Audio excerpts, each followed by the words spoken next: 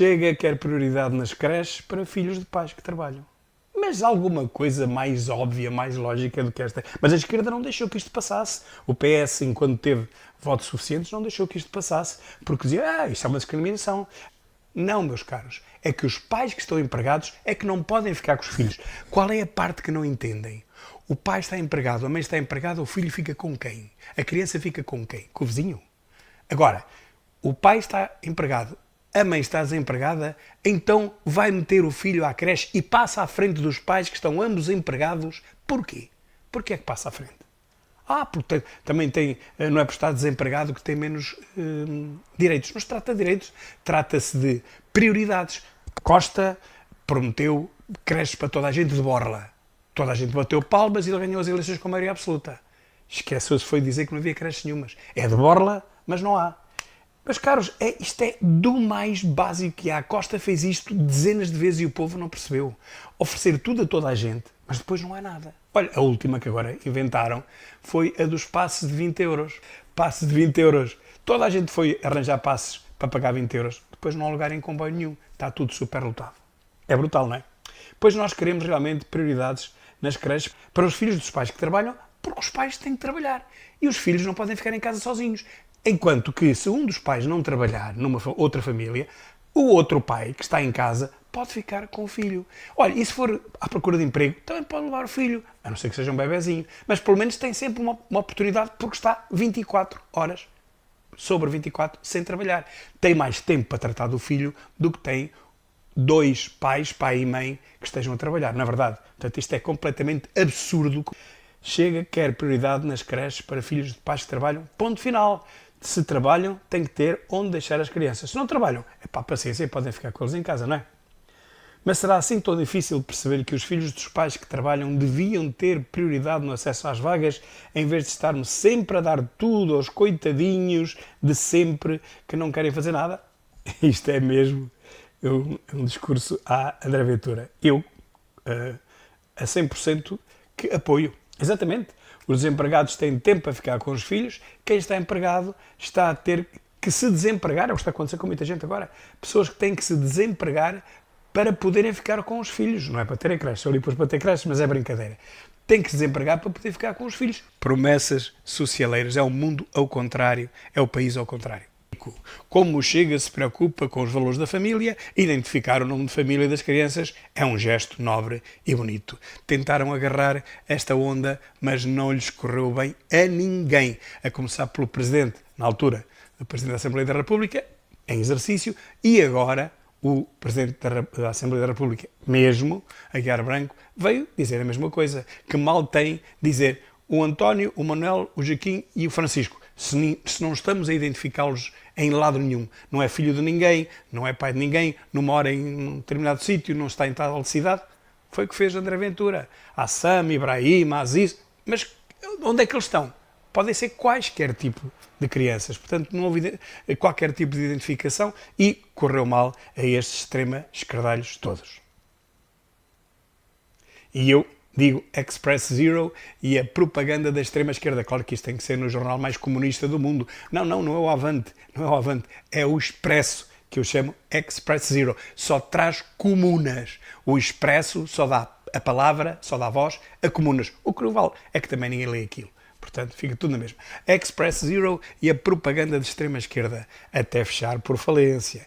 Quanto ao palhaço rico, ou muito me engano, ou está a dar as últimas no Express Zero, claro. E na SIC também. Já não há dinheiro para lhe pagar. A não ser que ele queira trabalhar de borla. E é capaz.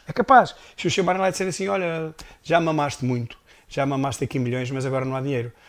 Queres continuar de borla? Ele vai logo dizer que sim, porque sempre aparece. E se não for de borla, não aparece em lado nenhum. Mais uma má notícia para a democracia da Europa, mas só atrasa o processo de democratização da Europa e de resgate da Europa à extrema-esquerda e ao comunismo e ao socialismo woke. Aqui a agência Lusa diz que o Tribunal Europeu rejeitou o pedido de suspensão de inelegibilidade de Marine Le Pen. Portanto, ela continua sem poder concorrer às próximas eleições. E eu digo, é assim que o social-fascismo, é assim que se chama, ou a democracia stalinista woke, que é a mesma coisa, trata de si própria. Isto é uma democracia entre aspas. Esqueci de pôr as aspas têm que as lá pôr. Mas será por pouco tempo. Isto é um social-fascismo, não deixa as pessoas concorrerem com medo de que possam ganhar. Aconteceu a mesma coisa na Roménia, não é? A democracia stalinista woke, isto não vai durar muito tempo, porque o povo não vai permitir isto durante muito tempo. E para terminar, um gráfico da Fundação Francisco Manuel dos Santos que nos mostra o salário anual em Portugal versus o mesmo salário noutros países. Só que isto está totalmente errado. O único que é capaz de estar mais ou menos é o de Espanha, que diz que é 35% acima do nosso. Mas depois vem a seguir a média da União Europeia, 143%. Não, é muito mais. E o mais grave de tudo, a Alemanha, que diz que ganham apenas 178% a mais do que nós. Ou seja, 178% relativamente à nossa base de 100. Ou seja, 78% acima do nosso ordenado. Quer dizer que se nós ganharmos uma média de 1000, que é mais ou menos isto que o português médio ganha, médio mediano, aqui há uma diferença entre a média e a mediana, não posso dar aqui uma aula de matemática, mas mediana é o valor do central, e a média é fazer as contas todas e dividir pelo número de habitantes. Dá um valor muito distorcido a média, porque há muita gente, apesar de tudo, que ganha muito dinheiro. É claro que há muito mais que ganha pouco. É como aqueles dois amigos que vão ao restaurante, pedem 2 frangos, um come os 2 frangos, o outro não come nada, e a média diz que dá um frango a cada um. Portanto, completamente errado. A estatística diz aquilo que nós quisermos que ela diga, e aqui eu não acredito nada disto na Alemanha. Qualquer pessoa que conheça a Alemanha percebe que os alemães não ganham só 78% do que nós ganhamos, ou seja, um alemão médio não ganha 1.780 euros. Não, um alemão médio ganha pelo menos o dobro disso. É o que eu digo aqui em cima. Digo, estes números estão descaradamente deflacionados, quer dizer, estão diminuídos relativamente ao que eu espero que é o normal, e tenho a certeza que é o normal, pelo menos em 50% relativamente a Portugal. Portanto, estão esmagados para baixo, especialmente os da Alemanha.